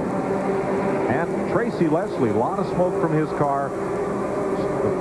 Something's come out of the motor, and he turns it behind the wall. Traffic won't get out of the way for Kenny Wallace, and David Green is moving in. Well, you have to remember, that's the way David Green got behind his own kind of traffic. That's right. So there's Green underneath Phil Parsons, and Jason Keller has just gone a lap down. Kenny Wallace moving up on Larry Pearson just ahead of this pack. There he is. Here's Glenn.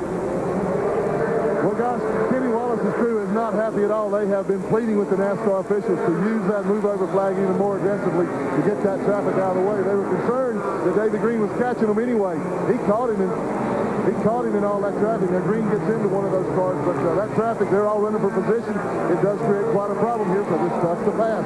A flag you rarely see has just been waved for Elton Sawyer, the black flag with the white cross. That means your car is no longer being scored. Well, I tell you one thing, Jason Keller got a little help off that corner by David Green just a second ago coming down to there. David Green's got the stops out. He's trying to catch Kenny Wallace right now.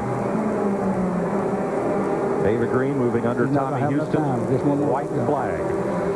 Also, the battle between Bobby Donner and Ricky Craven appears settled in favor of Donner. So it's the last time around for Kenny Wallace. The Phil Martassi TIC Financial Ford. One more corner, and a Ford will finally have won a Busch race at Martinsville. And 3 for this particular car this year. Great job, guys.